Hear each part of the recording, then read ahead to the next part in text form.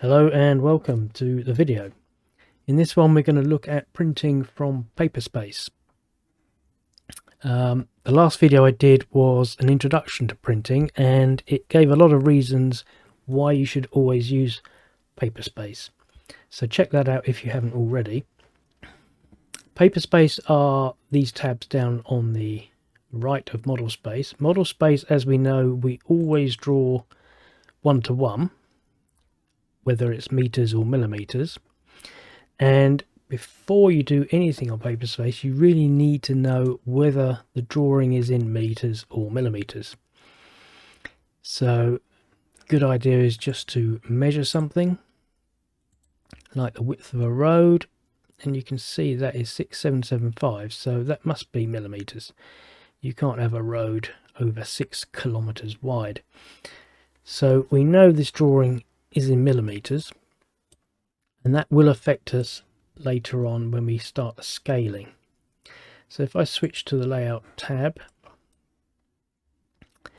and this white area is the page, the little dotted line is the margin, the edge of the printable area on the page. So whatever you stick over that line won't be printed. And on this page, all I've got is a viewport. And you can draw whatever you like on PaperSpace, circles, whatever. And you will, of course, need to add your key and your logo and scale bars and things. So the viewport is just another entity. And it's a window onto model space. It's a viewport. It allows you to look at model space from PaperSpace. And the viewport will be scalable.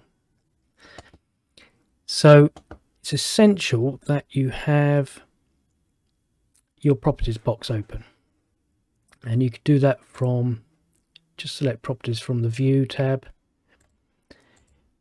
and if yours ends up in the middle like that, just dock it out of the way, because you will need to see the properties when we're messing around with the scale. So quickly go through the properties. These are pretty straightforward. We've covered those in past videos. We won't look at the geometry, it's really irrelevant. And then you've got these down here. Now this just switches a viewport on or off, so you're always going to have that on basically. The locked one, once you've set it up to show the drawing you want and you've set the scale, you can then lock it, and it locks out the scale settings. It's very handy, very useful, so you don't accidentally mess up your work.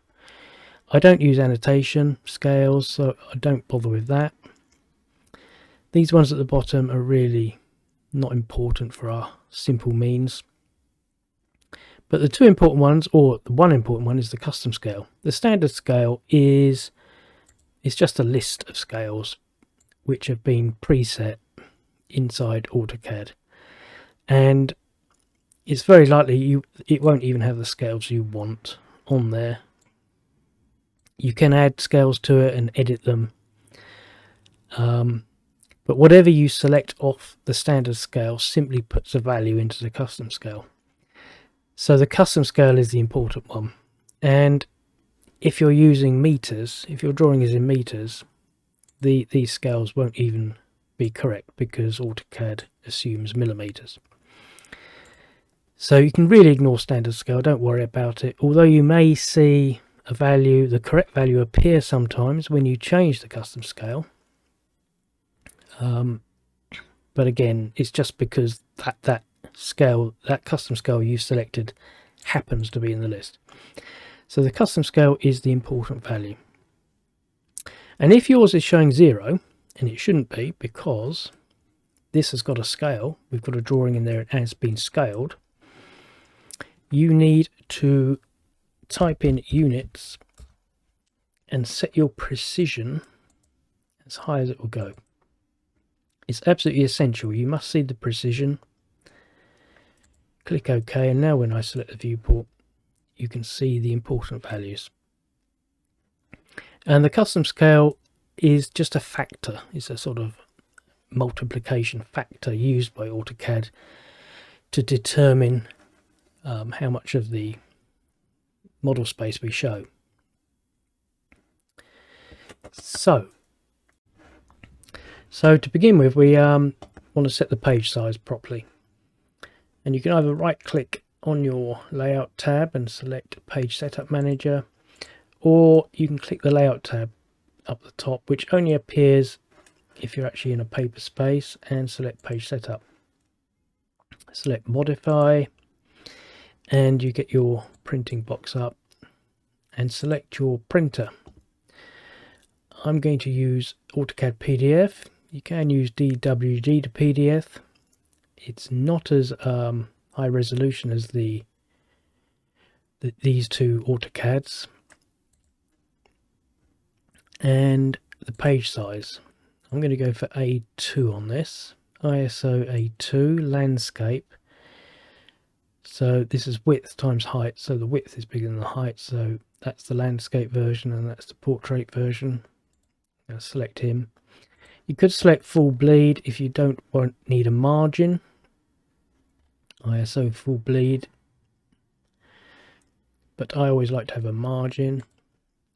And we always select layout because we are printing from a layout. The scale must always be 1:1. You mustn't scale something that's already been scaled. It'll be a disaster. And you want millimeters.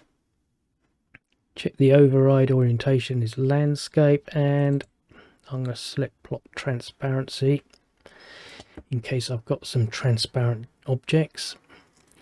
The style table, just leave it as none, or select a CAD or a CAD LT. If you want to use an override or a specific setting for your personal printer or plotter, you can, but generally none or a CAD is pretty much what you see is what you get color wise. And click OK and close. And our page has got bigger because our viewport hasn't changed size, but the page has now gone up to A2. So I'm going to grab one corner of my viewport and just drag it up to fill the page. I'm not doing this very accurately. In the next video I'm going to look at creating scale bars and putting a key on it and things like that, and setting up the viewport accurately, but I'm just going to do it like that for now. And there's our little drawing in the bottom corner. So now I'm going to just zoom this drawing in a little bit. Now viewports, they're sort of inert in this state. You need to activate them to adjust model space. So you would double click inside. If I just hit the escape button, double click inside its frame, and its frame turns quite bold. And now we are actually in model space. So I can pan by pressing the middle mouse button and moving the mouse, and by using the roller, middle mouse button roller, I can zoom in and out. And when you've finished, double tap outside the bold square, and anything you do with the mouse now affects PaperSpace. Well, once that's live, anything you do affects model space. You can also use this little button down here. We're in PaperSpace. If I click it, we're in model space. If I click it again, we're back into PaperSpace. So you sort of centralize the drawing roughly how you want it. If you can't find your drawing, if you're sort of searching around and zooming in and out, just right click zoom and then zoom extents, and then exit zoom, and it'll bring it up. So I'll double tap outside and select the viewport again so we can look at the custom scale. And this is a factor, so the actual value doesn't really make much sense, but you have to adjust this. The chances of you setting the scale by using zoom in your mouse is just not going to happen. So you need to set this value. And if we're drawings in millimeters, the sort of, it's going to have a fraction of 0.0 something, because it's sort of a thousandth of 1. So this is telling me I'm nearly 3. Now I know that if I put in 33333, I've actually set this scale to 1 to 300. And it works like this. You have to divide 1 by the scale you want. So if I bring a calculator onto the screen, and this is really, this is the only complicated bit about using PaperSpace, and once you get to know it, you'll be fine. But if I divide 1 by a scale, let's say 1 to 300, there's my scale factor. I'll do that again. You divide 1 only if you're in millimeters. If you're in meters, you have to actually divide 1,000 by this value. But because we know the drawing's in millimeters, you divide 1 by the scale you want. Let's say I go for 200. So I'm dividing 1 by 200, and I get a factor of 0.005. So if I put in 0.005 in here, it zooms in a bit because it's a lower scale. So that drawing, that viewport is now scaled as 1 to 200. And actually on this list, it has got 1 to 100. So we just override it and put in the value for 1 to 100. You'll see it pop up then. I find my calculator again. So I'll clear that. And 1 divided by 100, 0.01. So select my viewport and I'll put 0.01.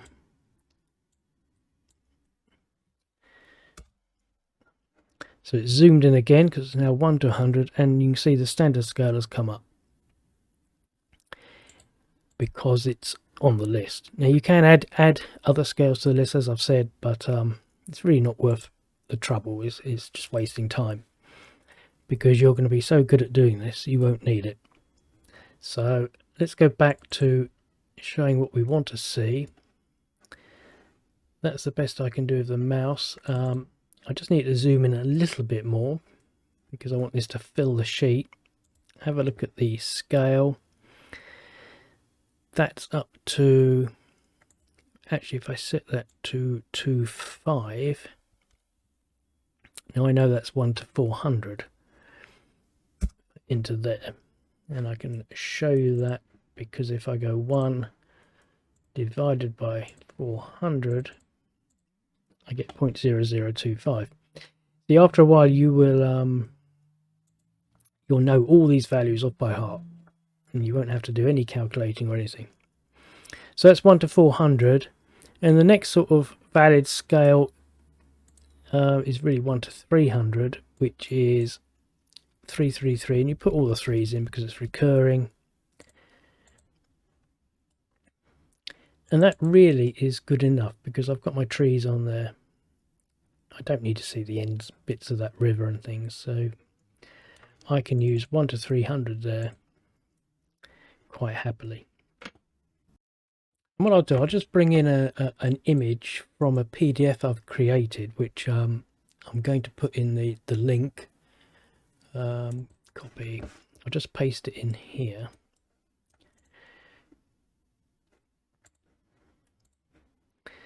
And you can see the factors.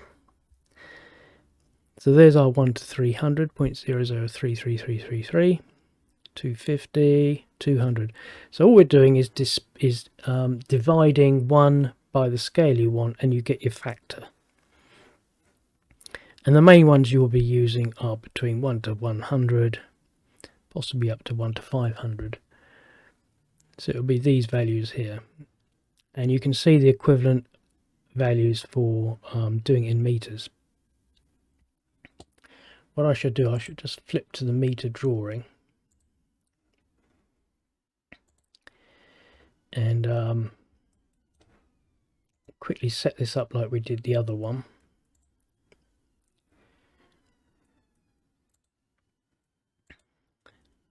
DWG and then A2. ISO A2, where are you? Onto 1. Okay. Let's grab him.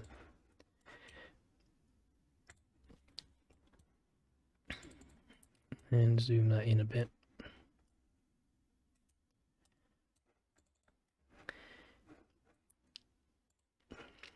And this drawing, if I just click on this circle, it's 9.6.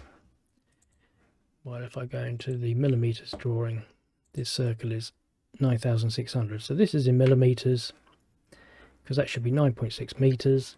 And this is in meters. Sorry, this is in meters.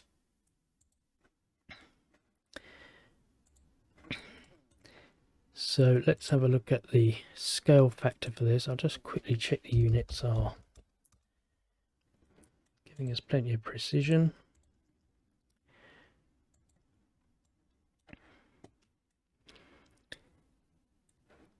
And I'll also just bring in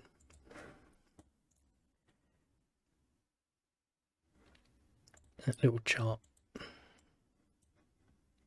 So it's currently set to 2.78, which is between 1 to 400 and 1 to 300. It's 2.78, so it's in there somewhere.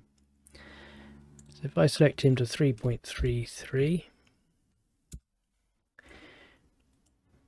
he's now scaled 1 to 300, just as he is. The scale factor on this one is 0.0033, because he's in millimeters, and this one is 3.333 because he's in meters. And that's what you need to remember. If you're in meters, you divide 1,000 by the scale you want, so it'd be 1,000 divided by 300. 1,000 divided by 300, or whatever scale you're using, and it's 3.333. But if you're in millimeters, I'm very sorry for the noise outside. We've got some idiot revving his car about. In millimeters, you divide 1 by the scale you want. So it's 0.0033.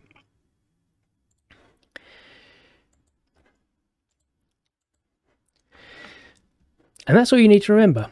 And like I said, I'm going to be supplying a PDF to download, which has all this information on it, including how to calculate it. In fact, I'll bring it onto the screen now. It's on a different monitor.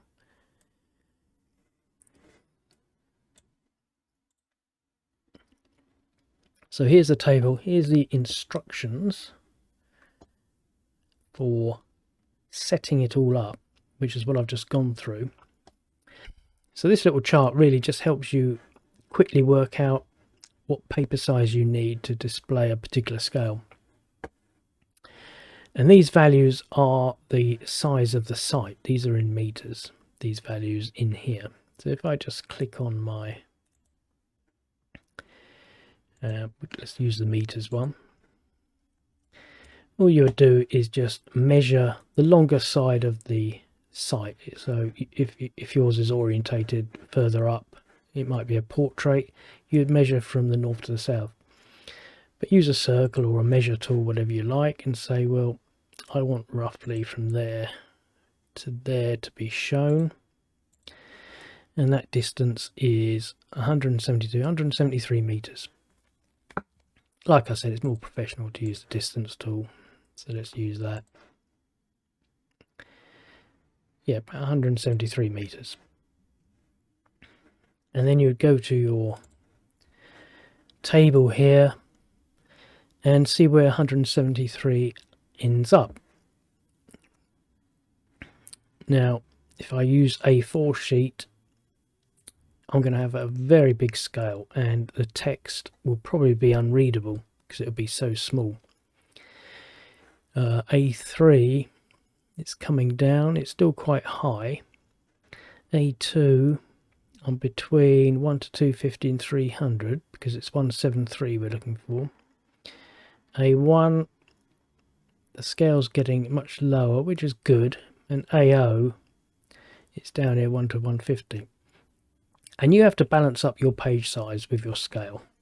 It's always best to use a smaller page size. There's no point putting a very small site on an AO sheet. It's just wasteful and it's annoying to view it, to open up a big sort of PDF like that. So I generally go for the smallest page size you can at a reasonable scale. And A2, 1 to 250, 1 to 300 be fine, because that's what we're actually using for this site. And I've sort of highlighted in green the ideal sort of scale to page combination for a site plan. And you can download this and read it, and it's got all these factors for you, so you can select your viewport accordingly. So I think to finish off, I'll just run through some more examples. Now this was A2 and we set it to 1 to 300. It's always best to label your viewports, your layouts, to remember what they are. Let's change this one to something else. Let's go for something quite big. Let's go for AO.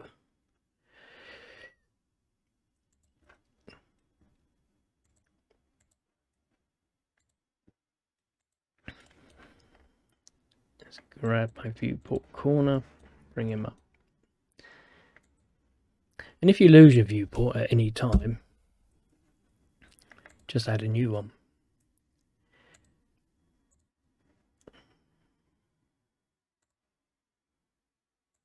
And it normally fills it with a zoomed up version of your drawing. So there's my viewport, and we're on an AO sheet, and we're in meters. And here's my scale. So using the meters, just put that table back in.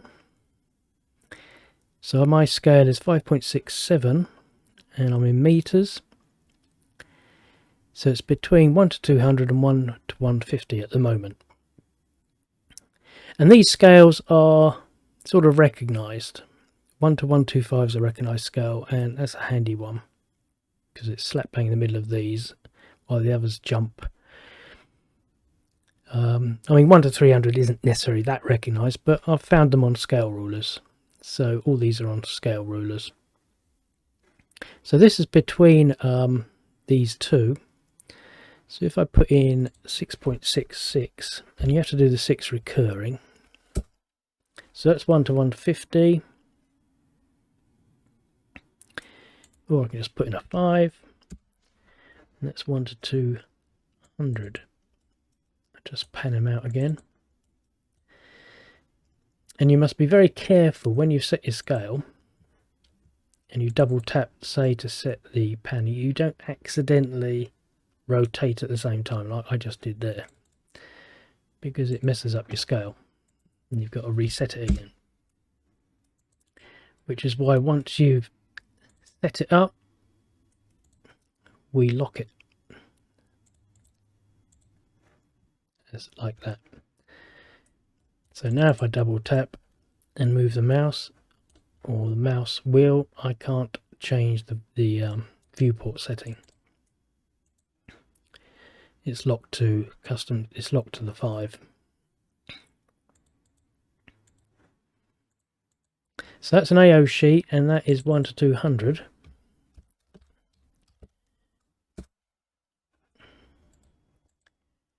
because 1000 divided by 5 gives us 1 to 200. Let's flip over to the millimeters drawing, and this one was also A2 300.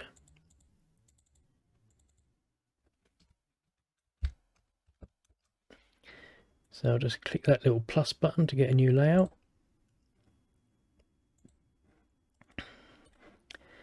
And set him to something.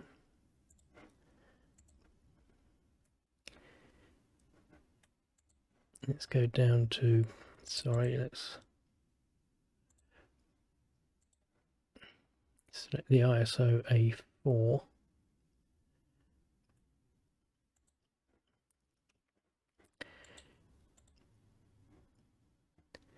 Okay.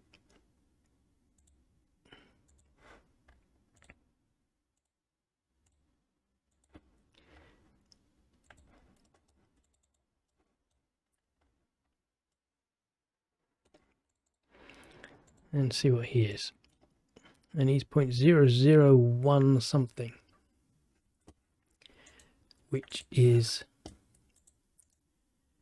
quite small.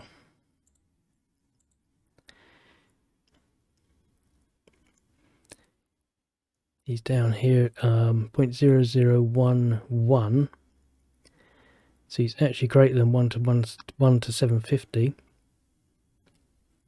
So let's set him to 1 to 750 to see where we stand. 001 33333, and that fits quite well. And that's to 1 to 750. And that is getting very, very small because that's an A4 sheet. And you wouldn't normally use this scale on an A4 unless it's some sort of overview, not necessarily anything detailed. If we actually plot this, preview, you can see how it looks. And you imagine this is an A4 sheet, so that text is going to be very, very small. You know, we're zooming in on a PDF here, but that may be too hard to read for someone.